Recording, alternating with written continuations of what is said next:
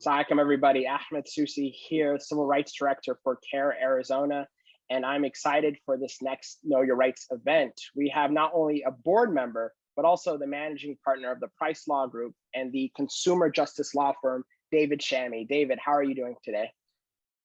I'm doing great, Ahmed. Thanks for having me. Looking forward to giving us a presentation on civil rights in a different in an area of law that people wouldn't necessarily think of as civil rights.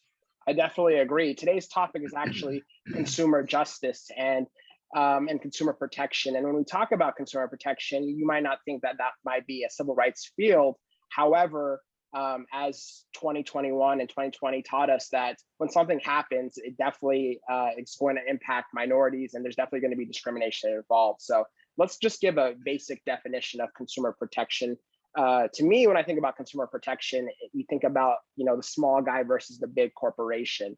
But in reality, it's not usually, there's different ways of consumer protection. It's not always going to be you, a shopper, versus a big, big brand. One of the examples I think of is most recently in Kentucky, there was that gentleman who was hoarding a bunch of, I think it was like Clorox wipes and anti-disinfectant type stuff during the pandemic, hoarding it and then charging 3 times the price, 4 times the price. And actually the Attorney General of Kentucky, I believe it was Kentucky, got involved and said, you can't, price gouge like this, especially in a pandemic. And there it's just, someone selling stuff out of their garage, but the laws still protect against that. And that's just in a macro sense. When we talk about the civil rights field, there's so many examples, and you don't even have to go back to the 1960s of people being denied service, right? There's still today that type, and we'll get to some good examples later on. But David, this is the field that you practice, so I'd love to hear from a practitioner standpoint what the definition means to you.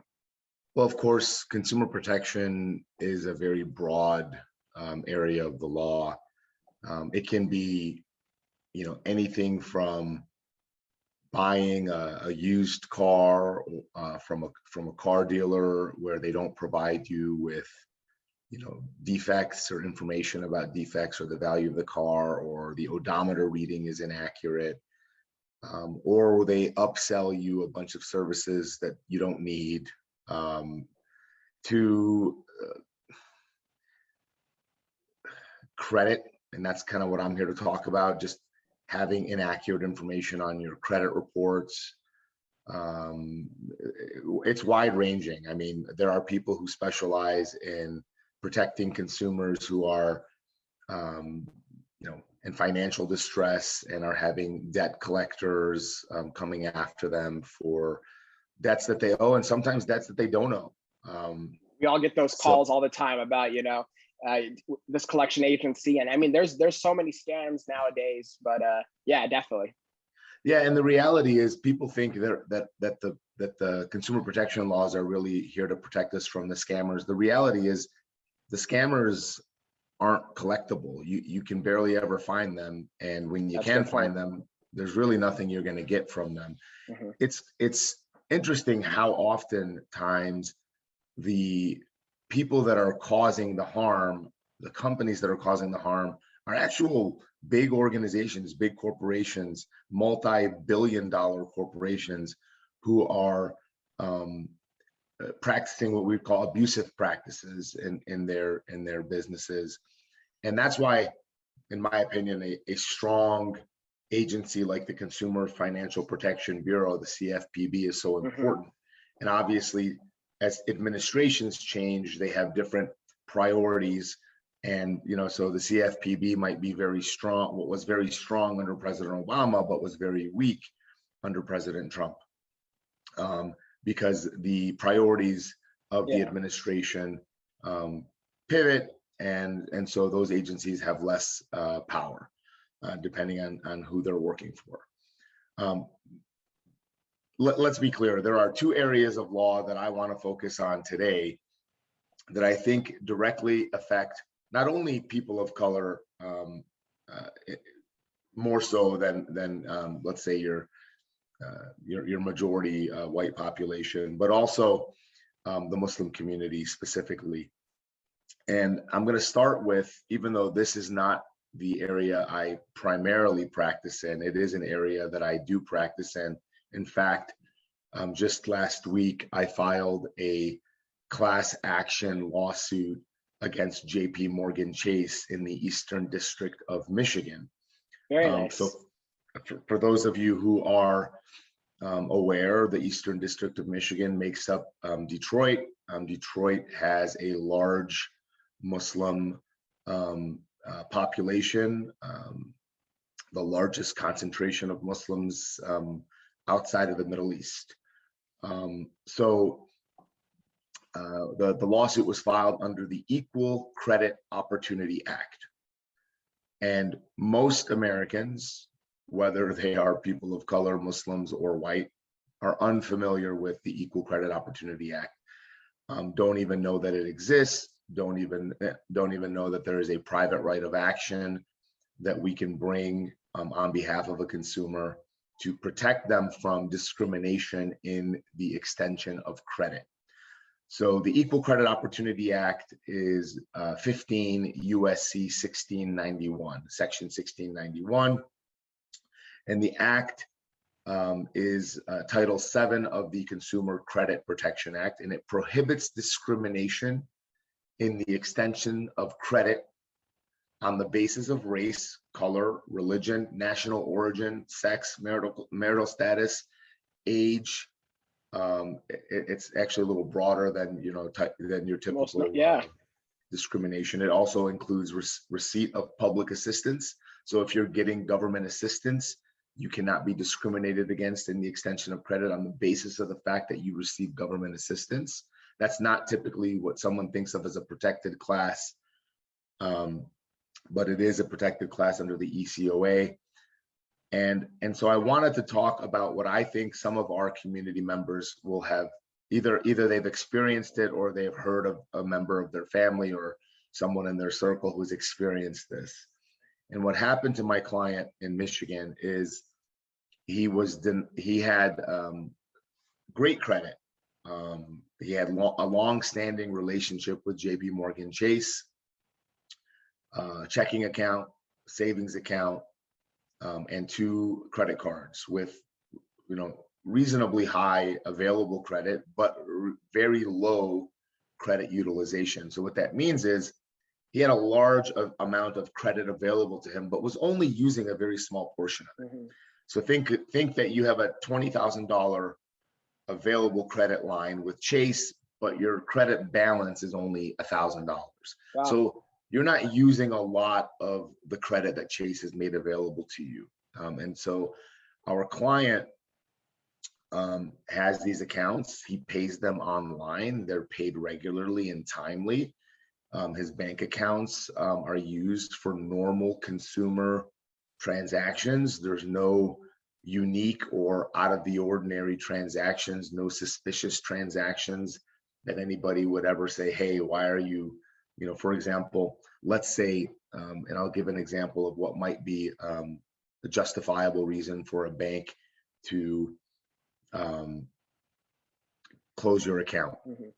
Let's say you're making large cash deposits and you go into the bank and you deposit $9,000 and you do that. And so for those of you who don't know, that if you deposit over $10,000 in cash, there is a reporting requirement. And what the bank will do is if you come in and you deposit $9,900, they say, oh, this customer is trying to avoid the cash reporting limit deposit.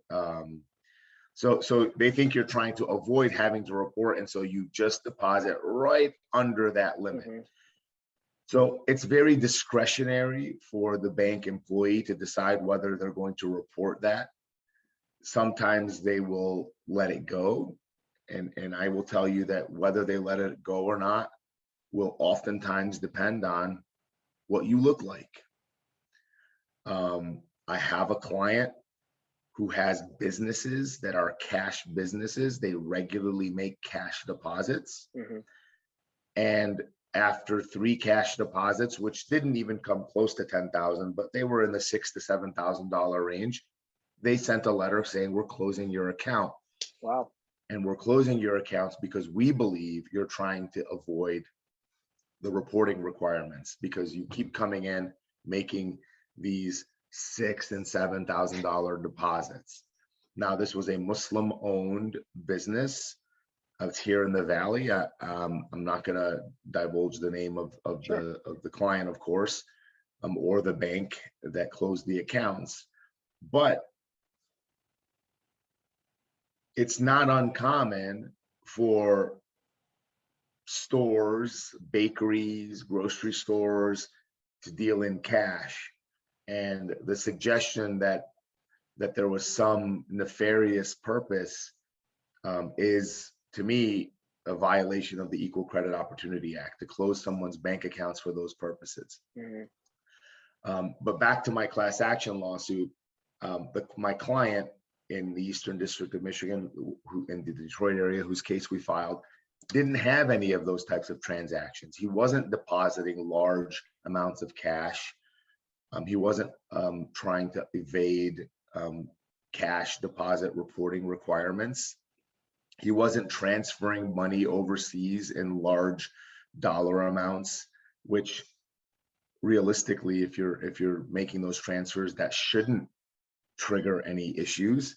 However, I am Lebanese, and there are organizations throughout the Middle East that the United States deems to be terrorist organizations.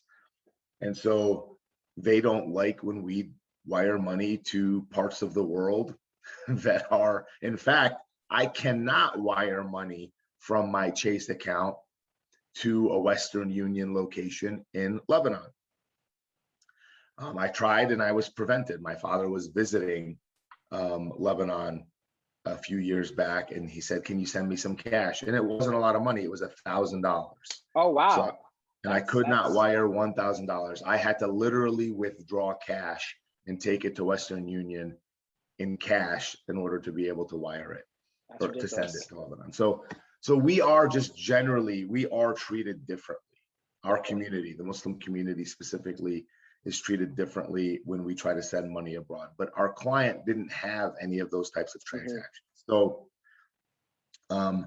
we filed a lawsuit on behalf of our client alleging that Chase failed to, or discriminated against our client, whose name is an identifiable Arab Muslim, not even an Arab, it's a Muslim name, in violation of the Equal Credit Opportunity Act. And what Chase did, and just so we're clear, Chase sent him a letter. Now, our client got a letter from Chase.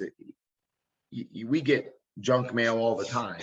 Don't always open it, right? You don't always open the mail, but and you should open the mail. If you get a letter from your bank account or from your bank or credit card company, you might think it's marketing material. You might think it's some offer of some sort that they're trying to make. Credit card. Change in the terms and conditions, and who reads those, right? Even as a lawyer, I don't read every time they change my terms and conditions, right? So he doesn't read the letter. And the letter, what it said, had he read it, and he did eventually read it, but what that letter said is effective, and get this, effective on September 11th, 2021, we are closing all of your accounts. So on the anniversary of 9/11, the 20-year anniversary of 9/11, our client, who has an identifiable Muslim name, had all of his accounts closed. That's ridiculous. He is grocery shopping when he gets notification that his debit card doesn't work. And then he tries to use another card and it doesn't work. And then he uses his other card and it doesn't work. And so he calls Chase and they say, "Oh, we sent you a letter. We've closed all of your accounts." And he asks, "Why? Why did you close my accounts?" And they say, "It's in the letter."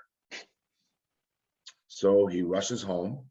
Of course, fortunately for our client, I believe he was able to complete his transaction to buy the groceries. Of course, he was embarrassed. It was very humiliating.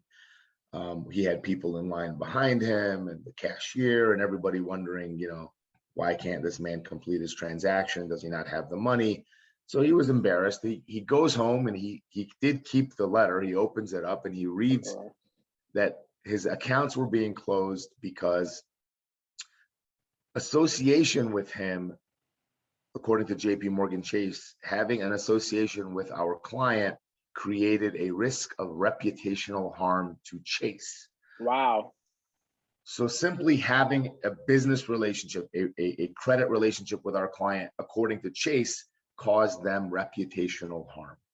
And I want to tell you why we think that claim, first of all, that is not the real reason, but also why it violates the law, because the law requires that Chase provide you a reason, an actual reason that you can identify for the basis of closing your account. So if they would have said, for example, you have made suspicious transactions you've been doing suspicious transactions with your bank account, transferring large cash amounts or depositing large cash amounts, that would be at least arguably a non-discriminatory reason. And it would be specific enough that would allow our client to respond. But simply saying you've created a risk of reputational harm is not specific enough, and it violates the Equal Credit Opportunity Act, because how can our client respond to that? Yeah. And I'll give you an example. General Michael Flynn, for those of you who are familiar with General Michael Flynn, he was the retired general that Trump hired as the national security advisor. General Flynn ends up being prosecuted and pleads guilty to, failing to report as a foreign agent. He was working for, companies in the government of Russia and failed to disclose that. And that's illegal. And so General Flynn was, for those of you who weren't keeping up with the news, as disgraced. He was working with a foreign agent, with a foreign country, a country that we think is hostile to the United States. He had his accounts closed by JP Morgan Chase for the same reason, for risk of reputational harm. What's interesting is General Flynn publicly disclosed that Chase had done this to him, and he used his platform to embarrass Chase in a way that I don't think Chase should have been embarrassed. Closing his accounts, they should have been proud of that, but instead General Flynn got his accounts reinstated with an apology from Chase. Wow. So Chase apologized to the convicted felon who legitimately caused reputational harm to Chase. But the question is, how did our client, who is really a nobody knows who he is other than his friends and family. Nobody is going to say, oh, Chase is doing business with Muhammad or Ahmed or whatever. The fact that he has a Muslim name is not relevant. So the fact that they closed his accounts and say that there's a risk of reputational harm is simply it's not specific, and it's untrue, because there's nothing about their relationship with our client that would cause them reputational harm. So we sued Chase because what we believe is Chase regularly closes the accounts of Muslim Americans. We sued on as a class action because we believe there's evidence that they regularly close accounts of Muslim Americans. And it is a systemic problem. And I don't know that it's unique to Chase, to be honest. The big banks in general, it is a way to oppress our community. We have a difficulty sending money to family members back home in the Middle East or in South, to our countries, Africa, wherever our Muslim countries. Try to send money to Sudan, try to send money to Lebanon. We have obstacles placed in front of us. And it is a way of, it's a form of sanctions against our friends and family members abroad. It is a way to prevent us from providing financial support to our friends and family members, or to just make it more difficult. So I guess I just wanted everyone who's listening to this to understand that if you have your bank accounts closed, your credit cards closed, and they don't provide, and you have to ask, of course, what is the reason? You do have to request an explanation, because at the end of the day, the banks in their contracts say, we can close your account at any time. Correct. Yeah. So if they do that, you have to ask, what was the reason you closed my account? Because if it is not clear and they don't explain it and provide you a non-discriminatory reason, then you might have a claim under the Equal Credit Opportunity Act. One thing I wanted to mention that you brought up, David, is the power dynamic, right? When you get first of all, you have to have some sort of bank now to live in our society, right? At the minimum, direct deposit, but your credit card, so many places are cashless. So you definitely have to have some sort of card. And so this is not, a luxury, but a necessity. And when you're right, when a big bank sends you a letter that says we're canceling all your accounts, the first thing is, what's going to happen? How am I supposed to survive? I have auto pay to these bills. Am I going to be able to get my money back fast enough, put it in another account, stuff like that? And then the last thing you're probably thinking is there the law that protects me, right? And maybe there needs to be more outreach about this. And it's a good thing that CAIR-Arizona is partnering with you to set this up, to talk about it. But you're not thinking about, am I being discriminated because of my name? And reputational harm, the gentleman you told us had $20,000. Chase trusted him with that amount of money. And all of a sudden they're going to say, it's too much, that reputation. But it's great that you brought up that this law actually has a private right of action. So for those who don't know what that means, the actual law allows you to sue on behalf of this, right? You don't have to ask a government agency, or you don't have to get the attorney general to file a lawsuit for you. This says, hey, you think you've been discriminated, and getting a letter on September 11th about reputational harm. I mean, I would love to, I would want to be there when you get to present that evidence. It just shows you that we as a community, unfortunately, need to be, I would say, just more knowledgeable about our rights. And this thing happens not only to people here, but within the CAIR network, it is something that happens often and has been happening. So I'm very thankful to hear that that you're trying to bring a class action against this. But I'll let you go. No, I suspect this will be one of many class actions we file for the same reason. I think once the lawsuit is filed, now that the lawsuit's filed, I think our next step is to really try to bring awareness that this is happening to our community, because I suspect that anywhere there's a large Muslim population, and even in places there aren't large Muslim populations, our community is having this happen to them. People in our community are having their accounts closed.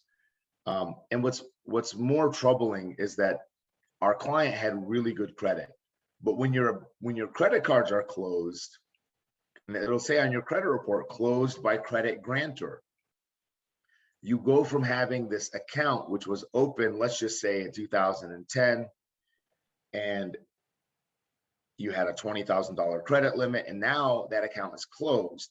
Your credit limit is now zero. That actually will hurt your credit score.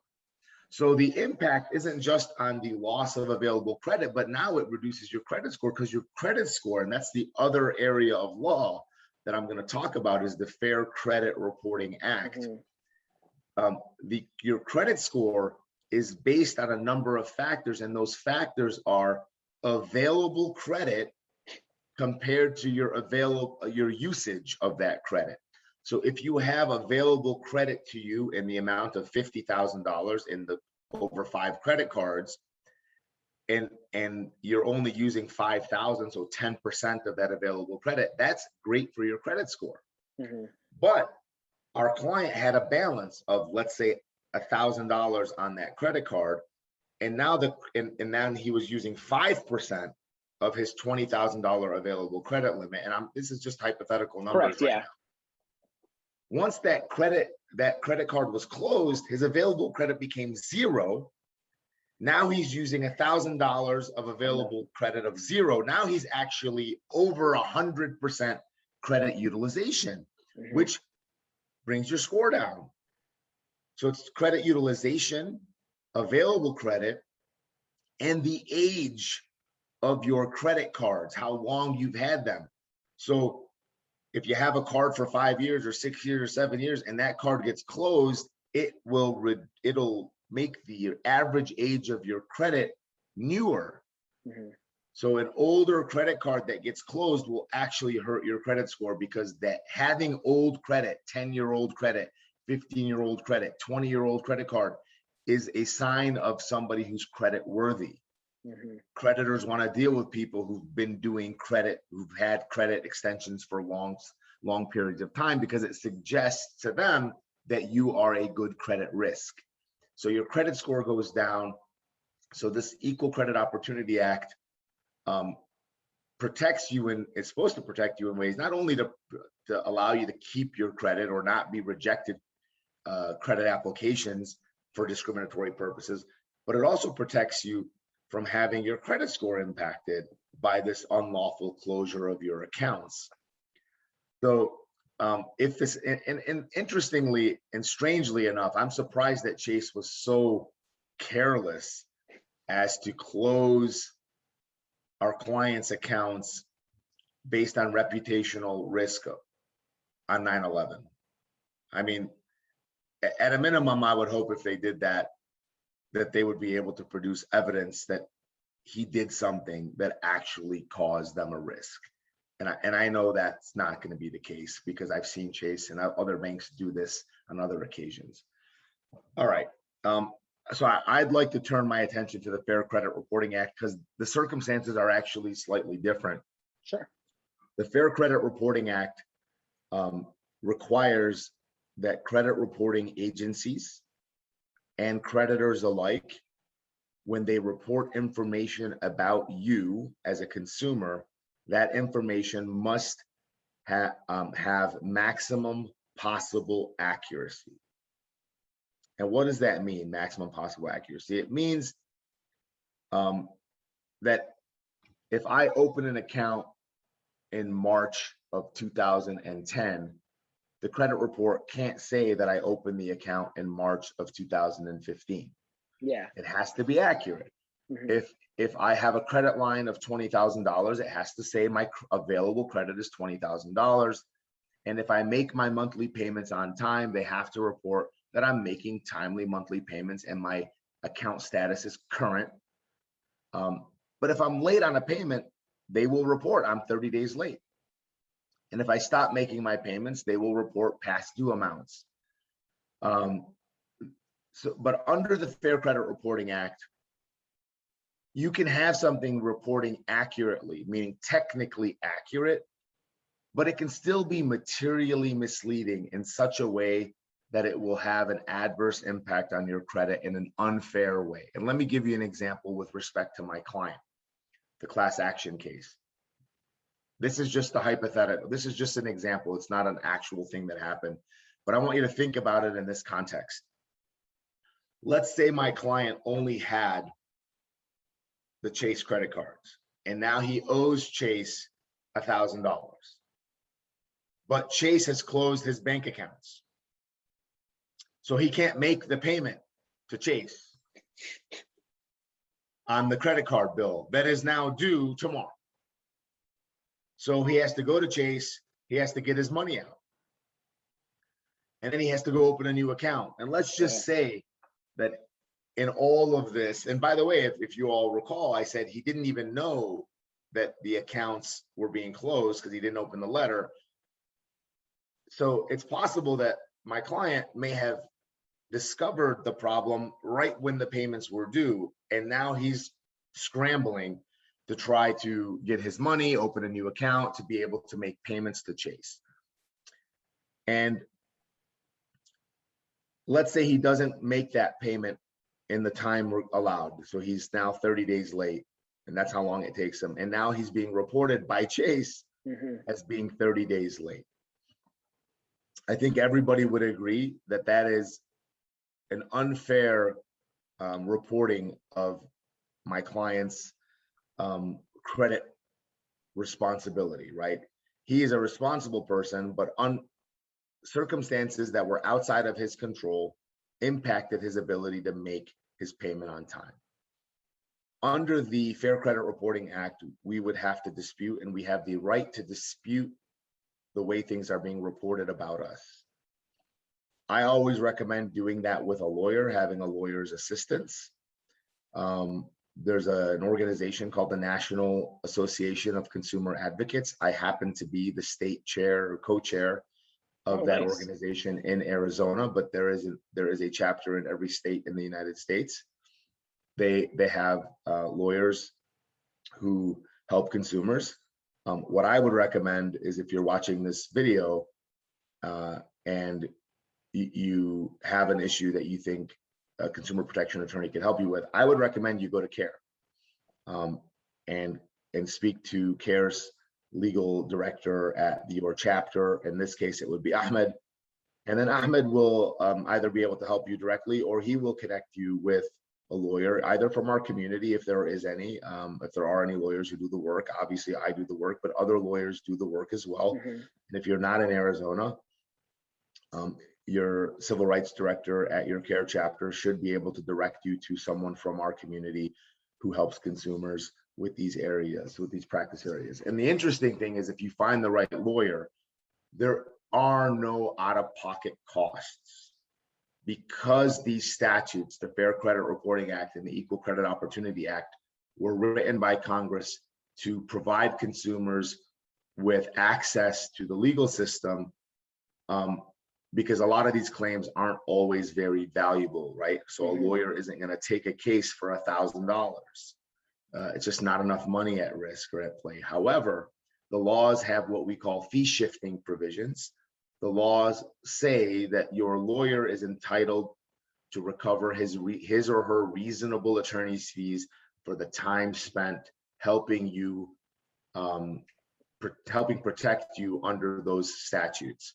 That means if you come to me, for example, and say someone is misreporting on my credit and they won't fix it, and I have to sue them for you, I don't have to charge you anything, because when I sue them, as long as they've done something wrong, they're going to have to pay my legal fees. So the cool thing about these statutes is you can get legal representation without having to spend any money out of your own pocket. I want to give some examples of how I think our community and people of color in general are discriminated against under the Fair Credit Reporting Act. Sure, yeah. I'm originally from Dearborn, Michigan. I know, probably personally, I'm probably related to 10 people named Ali Chami. Some of them are born even in the same year. Our communities, we tend to name our children similar names. I have an attorney that works for me who is of Pakistani descent. Every one of his male siblings are named Saeed. They have a different middle name, same last name. So, and some of their middle names start with the same letter, H. And they go by their middle name in private life. Everybody calls them Hassan or Hasib or whatever their middle name is. But on paper, they appear to be the same person, at least to the credit reporting agencies. Now, this is not what I would call open discrimination by the credit reporting agencies. They are not intentionally discriminating against us based on the names that we give our children. However, it is a systemic problem. It is an institutional discrimination. It is a lack of resources and understanding in how we name our children and how we use, so many of us will use Islamic names, for example, in naming our children.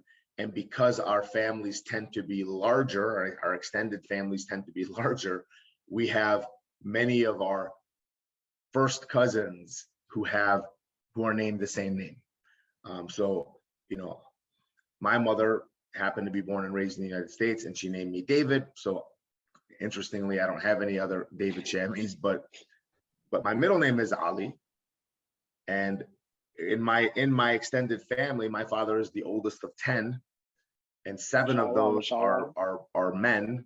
So there are 7 male Chamis naming their male sons, and many of them are naming their sons Ali, because Ali was my grandfather's name, and that's a sign of respect. That's how we do things, right? We tend to name our children after fathers and grandfathers and grandmothers, and so we end up with many of our community members having the same or similar names. And in credit, the way they match information to your credit report oftentimes is not directly related to your social security number. And even your social security number, if you are an immigrant, if you came to the United States and immigrated at the same time with other family members, your social security numbers will be the same, off by 1 or 2 digits, because the numbers are created at the time you apply. And if you and your 7 family members are applying at the same time, your social security numbers will be nearly identical. So if a father names his son using the same name, so let's say my name is David Ali Chami, and I name my son Ali Chami, and we both immigrated to the United States together, our social security numbers are going to be so similar. We have a similar social security number and similar name. That information will, it's called mixing. The credit reporting agencies will regularly mix another person's credit with you if they have. It's because their matching algorithms are intended to capture more possible credit that belongs to you, even when it's wrong. They would rather, and they might disagree with me when I say the credit reporting agencies aim for more information rather than less. So they would rather have more information, even if some of it's wrong, than leave off information that belongs to you, because they're being careful to protect you against misreporting. So I think that flies in the face of the intent of the Fair Credit Reporting Act, which says maximum possible accuracy. So if you are, and you should, all of our people should be looking at their credit reports, looking for information. Do you see a name on your credit report that doesn't belong to you, that you haven't gone by? It's possible that they are confusing you with someone else. It's also possible that it's identity theft and somebody's used your social security number. And that's another area, and I'm going to keep this one brief because I think we got to wrap this up, but that's another area, identity theft. Our identity theft claims by people of color in general of identity theft are rejected more often than a white person, traditional white sounding name, has their identity theft claims rejected. How do I know that? I don't read studies, but I sue hundreds and hundreds and hundreds of times under the Fair Credit Reporting Act. Personal knowledge. And people of color have identity theft claims, lawsuits, proportionally speaking, on much larger scales than what you'd consider white, Caucasian, Anglo-Saxon sounding names. When we help a white person dispute based on identity theft, the chances of the information being removed from their credit report is significantly higher than when I am making a similar dispute for a person of color whose name is, let's say, Gonzalez, or let's say Susie, right? So if you have those claims, those disputes of identity theft tend to be rejected, and then you have to sue at a larger percentage, a larger proportional, like a large percentage compared to how many of us there are in the country. So I'll let you ask a question or two before we wrap it up, but I hope this was helpful. 100%, David. And I mean, even for me, as a younger person, right, we always hear about you want to have good credit, but like young people, and I'll speak from my own experience, I still can't tell you like 100% like how my credit works or everything like that. And one of the things I thought was really interesting that you were talking about is how credit really, it controls our life, right? The ability to get housing, the ability to get a loan, just the ability to, like the bank account, live in our society. And you expect that if you're going to be an organization that does credit reporting, like you said, you'd be so accurate, but they can't even handle the specific nature of one digit being wrong on a social security, or what's the applicant's actual name, right? And in law, we can't really make mistakes like that. Obviously mistakes happen, but we're talking about these multi-billion dollar organizations, and they can't handle this. And it just shows that the power imbalance, right? They control so much power, but are rolling the dice when what we need is a better reporting. But one other thing that you mentioned, I'll let you go if you had something about I was going to say to that point, Ahmed, these are private businesses, they're for profit. So the power imbalance isn't just that they are, Experian, for example, is a $35 billion company. That's one part of the problem is a consumer, even if you're rich, you can't go up against them. Not unless the Fair Credit Reporting Act is around, which says you can hire a lawyer without having to pay. Because imagine if you had to pay my rate. I charge, I charge Experian $500. I can't afford you, David. $550 an hour. If somebody had to pay me to try to fix their credit at that rate, they couldn't do it. However, I charge Experian that money. When it's time to collect, they're going to pay me for my time. So, but remember, they don't really care about you as a consumer. They care about their customers. And who are their customers? The people that are buying your credit information. Chase, Wells Fargo, Bank of America. And remember, when you have a negative piece of information on your credit, it doesn't mean you can't get credit. It means you have to pay a higher interest rate. So the cost to you and the profit to Wells Fargo or Chase or Bank of America or Citibank, they don't have to give you the best rate. And you're just as equal a credit risk to them had you been reported accurately. You're going to make your payments, but now you're paying more interest. You're paying a worse percentage on your mortgage. So for those of us who would rather not pay interest, which we're supposed to try to avoid, we live in the United States, and if you want to buy a house, you're going to pay interest, almost certainly going to pay interest. So, and if that happens, and if you have a credit card and you say, I'm going to pay my credit card off every month so I don't have to pay interest, sometimes life happens and you can't pay it off at the end of the month, even if that was your intention. And while I think so many of us would love to be able to avoid having to deal in interest in any way, shape, or form if we could avoid it, not all of us have the financial resources to avoid it. And we live in a country that absolutely makes dealing in interest almost unavoidable, especially if you are not wealthy. So, but I'd like to just say that if anybody watching this experiences any of these issues, credit reporting issues, inaccurate information on your credit report, denials of credit without providing you with a reason, and you expected that you would have been approved, absolutely check your credit report, number one. And if you see things on there that don't look right, reach out to CAIR. Start there. You don't start by reaching out to CAIR and Ahmed has resources available to be able to turn you to the right person. Because I'll be honest, I'm busy. So if somebody to call me directly, you may not get a fast enough response, but I know Ahmed is on top of it, and he'll definitely reach out and find out what's happening. And at least he'll be able to gather the information from you to be able to figure out, what the lawyer who's going to help you needs to know. So that there's somebody communicating on your behalf. Yeah, and one thing, David, that you said about how the credit reporting, organizations, they might not understand our culture, right?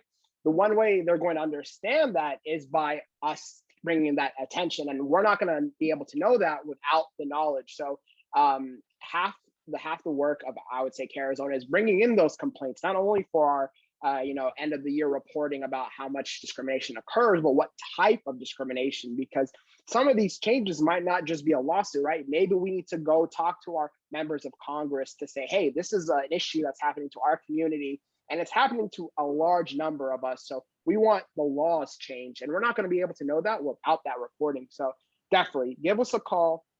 Even if you might not think, oh, I don't know if Ahmed does consumer protection law, we could partner up with someone, or we could get you to someone who will be able to assist you, right? The more resources you have, because like David said, $35 billion organization, they have 100 Ahmed lawyers ready to go. So you want to have the most information, so you'll be the most prepared to handle that. Anything else from you, David? Or they have 1,000 Ahmed lawyers ready to go, not 100. And a couple Davids. Yeah, and I would say just Ahmed's right on. It's not just filing a lawsuit that we're looking to do. It is also having the data and the information to know what's happening to our community, so that we can report to Congress. We can try to get laws changed or modified in a way that even forces the credit reporting agencies to recognize and identify the flaws in their systems. Like I said, they're not targeting us as a community, but they are not putting resources into their algorithms, into their systems, to identify the mistakes that happen to our community at a larger scale than it does to other communities. So that's it. Ahmed, thank you for having me. I appreciate it. Thank you so much, David. And as always, CAIR-Arizona is here to defend, educate, and empower. Give us a call, send us an email. We're always here and ready to help. So thank you all so much. And inshallah, we'll see you at the next time. Assalamu.